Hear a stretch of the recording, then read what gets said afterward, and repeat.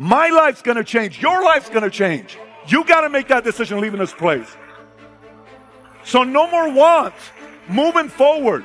We want to go distance ourselves from our friends and family because we have dreams. You go, boom. That hurt right now. But watch. Many of you, you have not only one, you have not only two. So one represents your mom, one represents your wife or ex or friend or peer or cousin, another one, and another one, and another one, and another one. These are all people that are holding you back. Now watch how hard this is. One of the scariest things about life is a question. The scary question can shake a soul up because no one's asked that question. So for me, the transition for somebody to want to change it and get clarity is actually asking questions. This hand represents you. This hand represents your friends and family. This is you saying, I want to go do something big with you. You go, but your family's like, hey, come back down here. What are you going to do? Come back. No, Mom, Dad, I'm so sick and tired of being broke. Son, come back down here. We're not special. We're just regular friends. You think you're going to be a millionaire one day? And you keep going.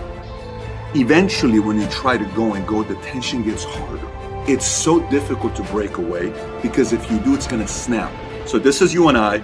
We want to go distance ourselves from our friends and family because we have dreams. You go, boom. That hurt right now. But watch. Many of you, you have not only one, you have not only two. So one represents your mom, one represents your wife or ex or friend or peer or cousin, another one, and another one, and another one, and another one. These are all people that are holding you back. Now watch how hard this is. I want to go. You can't, right? It's a very strong power that they have on you when they hold you back. But if one by one, you show that you want to go out there and win big, eventually they're going to realize how serious you are. Here's the difference between will and want. Go to you. How many adults use the following sentence? I want to have a big house. No one cares.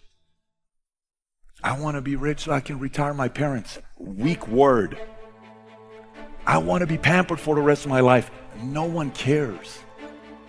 I want a nice car. Who cares? I want to have a house in the corner lot. Want has zero weight behind it.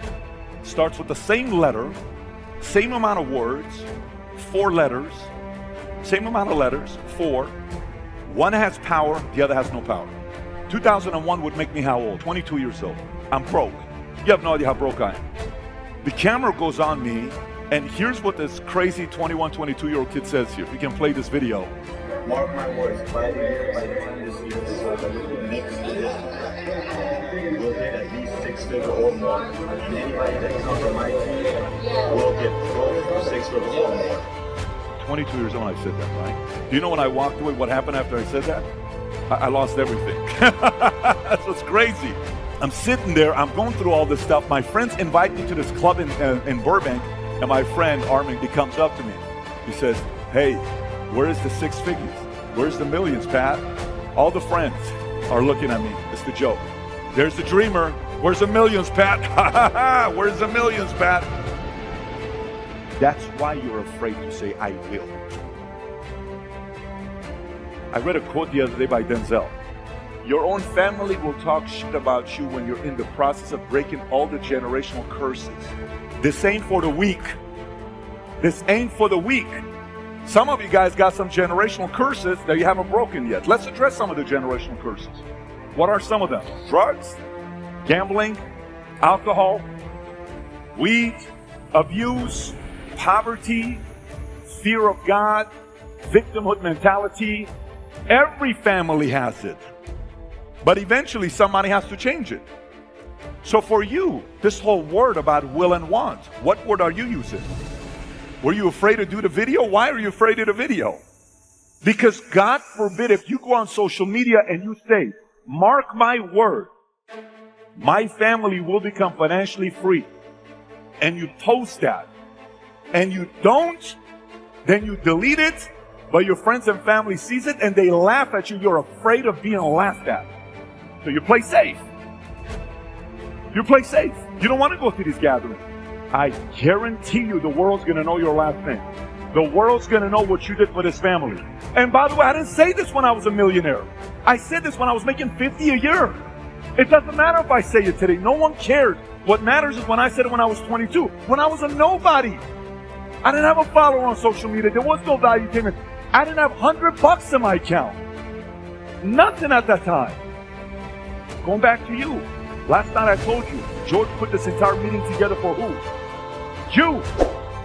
And only you. Yes, say it again. George put this meeting together for me. This is my meeting. My life's gonna change. Your life's gonna change. You gotta make that decision leaving this place. So no more want. Moving forward. Everybody around you, that's your blood. That's your family. That's in your base shop. That's on your team. Every time they use the word want, change it. Stop them right there. Can I challenge you? Yes. Let's change that word to will. Change it to will. I will. We will. We will. I will. It's a powerful word. In life, I've lost many, many times. Let me tell you, many times. I've had girlfriends break up with me. I've had companies tell me they don't want to do business with me. I've had an employee tell me they don't want to be with me. I've had salespeople that have quit on me. I've had so many people that I've had losses with. I've competed against people that are inferior than me, and I lost to them because they had better work ethic than me. And I thought because I had some talent at the time I was going to beat them. No way in the world. That guy worked harder than me. And I've also competed against guys that were superior than me, and I worked my butt off, and I still lost. I still lost with the guy that was ahead of me. What happened there? I worked my ass off and I still lost. Yes, that also happens. It's called a loss. It hurts. It's embarrassing. You come home. Your wife or your girlfriend wants to make you feel good, but you know you lost. And it doesn't feel good. Your peers are looking at you. Your competitors are looking at you. The smirk that competitor is going to have when they give you a high five, where they shake their hand to kind of say good luck to you next time. You know that look still says that I beat you. That hurts. A girl breaks up with you. That hurts. But here's the kicker. Here's the kicker. In that moment, you will have a temptation. It's the biggest temptation in life. It's the most dangerous temptation in life. It's the most powerful temptation in life. Let me tell you what it is. In that moment, you will have the choice of either blaming something on the outside or taking full responsibility. That temptation is so subtle, no one knows it. No one knows it.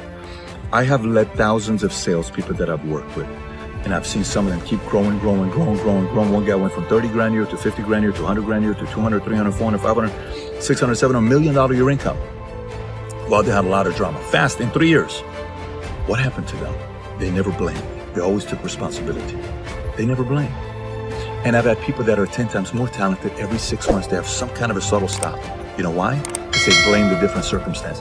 Well, because of this, because it's this person's fault, that person's fault, this person's fault. Look, in life, it's going to be very easy for you to blame everybody. Very easy for you to blame everybody. But one day you'll sit down and people will say, how come you didn't make it bigger in life? You were very talented. What happened there? You can make up any BS and sell them, because typically people who are good at blaming other people are great salespeople. You can blame everybody else, but there's one person that's going to know that you didn't take responsibility, and that's you. That's a tough one to live with. One of the scariest things about life is a question. The scary question can shake a soul up because no one's asked that question for me. So for me, the transition for somebody to want to change it and get clarity is actually asking questions. If you don't ask the questions of what you want to do next, the world is going to put you in the box on what you have to do next, because they're determining who you need to be. And you are rising up to their expectations because you're not asking the questions yourself. So clarity to me is stemmed from you being able to sit down and ask those tough questions that piss you off, that irritate you, that make you emotional, that you cry over, that you reflect, that makes you want to do research, that makes you follow up, that makes you sit down and say, I don't really know. I've never thought about this before. And that goes deeper and deeper and deeper. So clarity is stemmed based on, like the way you answered the question to me, Tom, it was amazing. So do you have any kids? No, we made a decision a long time ago. We don't want to have kids. The way you said it was like very nonchalant. Really? It was so like, yeah, that's what we did. Then I said, so tell me how you processed it. It's very obvious that was a very comfortable, certain decision with a lot of time put into it. Very few people do that. And then you got clarity, and clarity gives confidence. So somebody looks at your eyes when you give the answer. There is no, looking away or uncomfortable or anything. But this is who you are. This is the decision you make. But that clarity comes from all the conversations that we have together. I don't think enough people do that together. Success secret number 6. Develop a workaholic mentality.